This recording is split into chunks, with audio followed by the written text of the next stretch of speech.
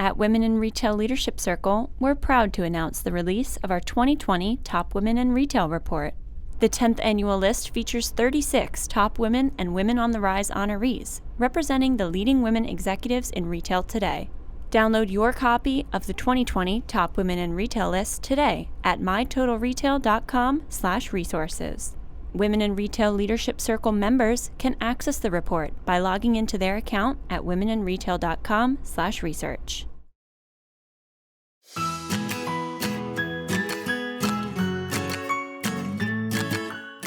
Hello and welcome to Women in Retail Talks. I'm Ashley Tradio, Senior Content Strategist at the Women in Retail Leadership Circle, and today I'm joined by Kendall Glazer, co-founder of Stoney, Clover, a customizable accessories and lifestyle brand.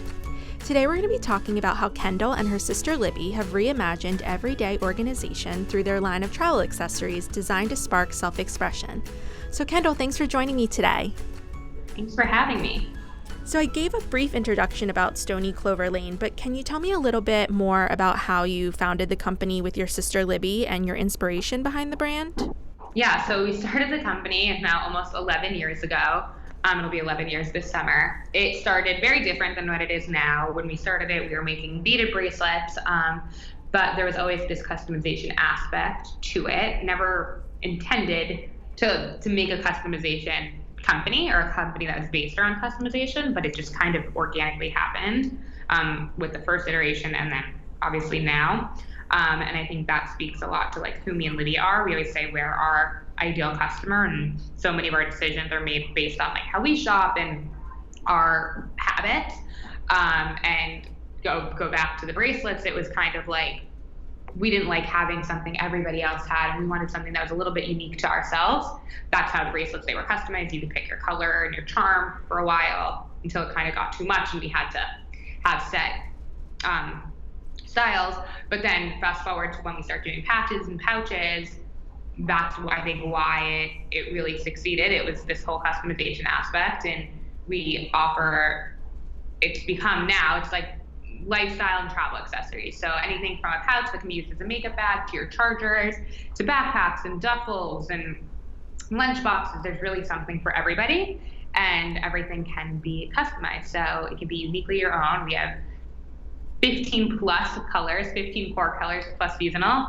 And so there's something for the most rainbow loving person and something for the most neutral person as well. Cool. So it looks like social media plays a huge role in the brand's marketing efforts. Can you tell us a little bit about your social media strategy and how it's helped you guys succeed? Yeah, so social media has been, Stoney Clover would not exist without social media. From day one, we made a Twitter account back in 2009, and that's how we reached a wide audience. We had this young Hollywood celebrity following, and a lot of people found out about us through Twitter for the first few years. And then right when Instagram became a thing that was kind of, we were using for editing photos, we made a Stoney Clover Instagram account.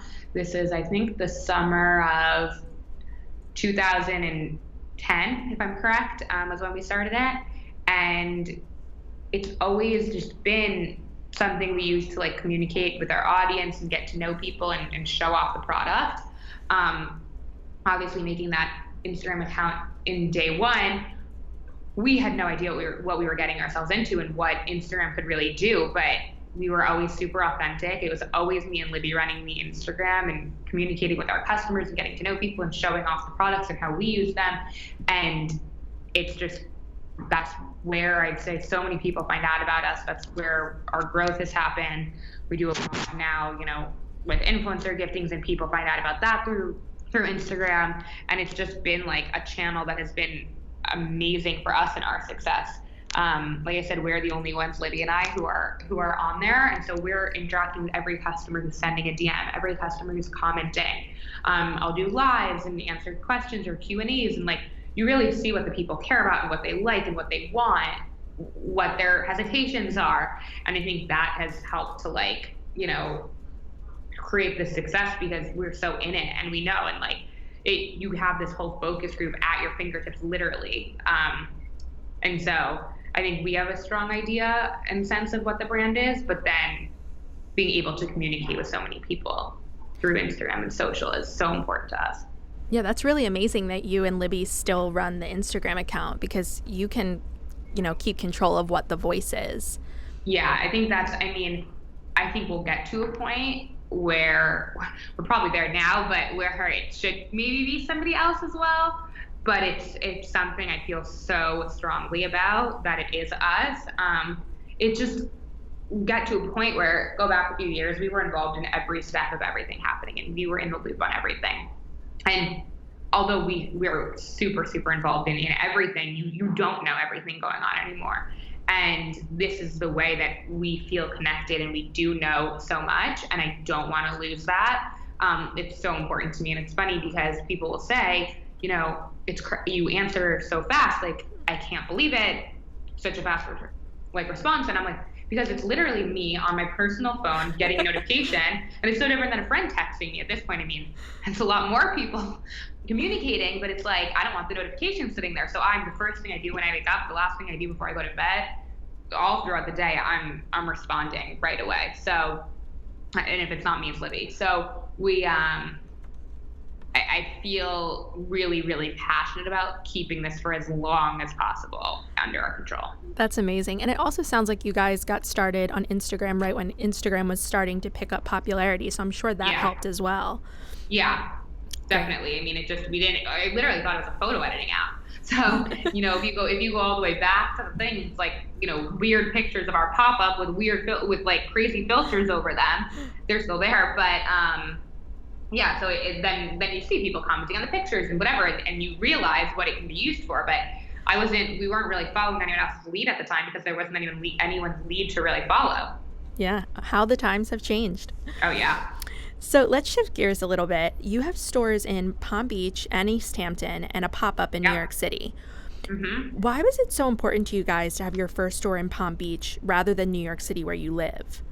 Yeah, so we grew up in Palm Beach, and we love Palm Beach, go back there all the time. My parents are still there. And I think going back to, again, how we shop, how we feel strongly about the brand and the identity, we wanted the first store to be a destination. There probably were other places it could have been if it wasn't Palm Beach, but we wanted it to be, there was a space available in Palm Beach that we loved, and we're obsessed with. It's where our store is now. And it was almost like too expected to open in New York. It was like, of course, this first store will be here. And everyone was saying it to us. They were saying, when are you opening in New York? When are you opening in New York? And it was just kind of like every store, not every store, but so many people, the brand's first store is in New York. And it's just another store of so many you can go shop at. Well, in Palm Beach, we were a total destination. I mean, Palm Beach is definitely changing, but it was like the coolest thing to happen, and people were so excited. We had people driving from Orlando and Miami and Tampa to come to the store, or people were like, I'm in Miami for the weekend from New York and I'm driving to your store. Wow. And so it had this like huge excitement around it that I don't think you could have in a big city like New York. And it really was this like destination. It was something people wanted to share on Instagram, that they were there and they came to the store and they got to customize. And so even the second store being in East Hampton, obviously it's much closer than New York, and we're getting that New York audience, but it's still, we wanted it to be a little different and a little unexpected. And I think it worked in our favor for sure. Yeah, that makes total sense. So the next is New York. So we have the pop-up that's closing at the end of February, and then permanent stores opening this spring. But now is the right time for it, Yeah. Have those two first, and then a little over a year later, that's when. Gotcha. Yeah. So I read in an article that you and Libby believe something you labeled the guest experience is an essential aspect of your business model. You want guests to feel like celebrities when they visit your stores, whether they buy something or not. Can you tell us a little bit about that and how it's contributed to the brand's success? Yeah, so we are obsessed with the guest experience. That's anyone who works in our store, deals with the stores, but it's actually company-wide. It's not just the stores. We want to create this throughout the whole brand. We want to create this experience, and we want to have this like aspirational element to it. If you look at our Instagram, you'll see, we're showing our Stoney Clover pouches inside of a Chanel tote, or mixed with more luxury goods, and that's really how a lot of people are using them. And if you look at where our stores are located, Palm Beach, East Hampton, and Palm Beach, we're down right down, like, a 2-minute walk from Hermes and from YSL and in East Hampton, we're, in a very affluent town. And so we want someone to have the same shopping experience in our store, if not better, that they're going to have elsewhere. We don't want to feel like, you're going from, someone might be going from a store of super expensive things that they can't afford to our store. We don't want them to feel like, okay, well, now I'm in the cheaper store and I'm getting a different experience. And so, I don't even want, when we say like, you want them to feel like a celebrity, it's not even that, because I want a celebrity. I don't want that, like, that attention and that, like, experience like that shouldn't even be reserved for a celebrity. It shouldn't be, for anybody. You walk in and you don't buy anything, you should still have that same experience as someone who's in our store every day. And so, and again, I think that comes a lot from just myself and Libby being shoppers and knowing what kind of in-store experience we like. Like, we know when someone is being a little annoying, or we don't think you're going to buy something, so they're being rude or whatever it may be. And we've just learned from that and making mental notes and being like, okay, I think this is what would work for us.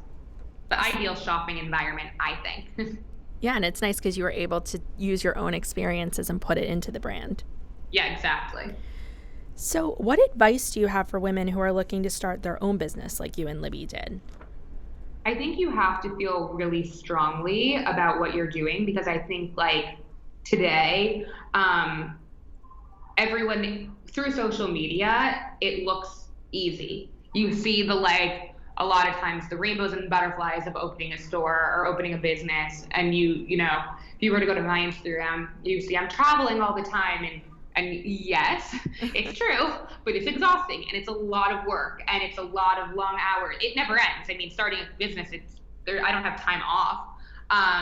And so I think that you need to really, really feel strongly about wanting to do it, because I think that's the number one thing I see. It's like a lot of younger girls will ask me for advice, and it's like they see everybody doing it, so they think it's possible, and it is possible, but with a lot of hard work. So I think that's number one. I think also being really authentic is important, because you see so many people trying to copy the voices of another brand or the aesthetic of another brand because it works for them. And I think it's very clear when something isn't authentic, and people can see through that. I think people really know, for us, for Stoney Clover, like, who we are as a brand and what message we're trying to get across and what products we're trying to do. And they know me personally. I show how I pack, so I'm showing like my makeup and all of these things, and they know like really how I'm living. And if all of a sudden we came out with like a collaboration next month with like, I don't know, some thing that was totally off-brand for us, they would know it. But I think that works and people like it. So I think being super authentic is important. I think doing it because you really love it. And I think also you need to do something at this point that's like a little bit different, because there's so many things exist and you want to be unique and different, and you want to be like the go-to for whatever your category is. So for us, for customizable accessories, I think we've become the go-to for that, which is amazing. If there was 35 people doing the exact same thing, it'd be harder. It wouldn't be as fun. You'd be dealing with a lot of different problems than we're dealing with. So I think those are kind of, the biggest things. There's a lot of other, little pieces of advice, but I think those are the big things that people don't necessarily think about, because with the social media and you hear all of the positive things that you don't necessarily think about everything that goes into it. Yeah, that's great advice. So what are the future plans for Stoney Clover Lane, and how do you see it evolving? I think we're just, we're in this great place right now where we have an amazing team. We have our stores. We kind of figured out what we're doing, and we're in this like groove, I would say, of what works, knowing our customer, knowing when we want to come out with new products, etc. And so I think from the outside, it may have always looked like we've had that, but it takes a little while to get there. And so I think just growing and expanding our product offering, what we're doing, collaborations is a big one, working on new collabs, because we did 2 great ones last year with Love Chef Fancy and Lily Sadoogie. So, working with new people and reaching a greater audience. I think there's, a lot of people who do know about us and know what we do, and there's a lot of people who don't. And so the people who don't, introduce them to Stoney Clover, whether it's, through us, through them finding out about us through influencers that they may follow or care about, or whatever it may be, but reaching new audiences that make sense for Stoney Clover, because you're not gonna, and not everybody is going to love it as much as you do. So you're finding the people who, want to buy from us. Great. Well, Kendall, thank you so much for joining me on this episode of Women in Retail Talks. It was a pleasure to have you. Thank you so much. This was so fun. Thanks for listening. For more information on this podcast, please check out our podcast channel page at wirlc.com/podcasts for show notes. Women in Retail Talks is available on Apple Podcasts, Google Play, Stitcher, and Spotify. Make sure to subscribe on our podcast channel page as well. If you've enjoyed this episode, please take a few moments to rate and review this podcast. Thanks, and until next time, this has been Women in Retail Talks. At Women in Retail Leadership Circle, we're proud to announce the release of our 2020 Top Women in Retail Report. The 10th annual list features 26 top women honorees representing the leading women executives in retail, as well as 10 Women on the Rise honorees, who are all-star executives primed to become tomorrow's industry leaders. The list features exclusive interviews with all honorees, offering an introspective look at some of the brightest minds in the retail industry. Download your copy of the 2020 Top Women in Retail list today at mytotalretail.com/resources. Women in Retail Leadership Circle members can access the report by logging into their account at womeninretail.com/research.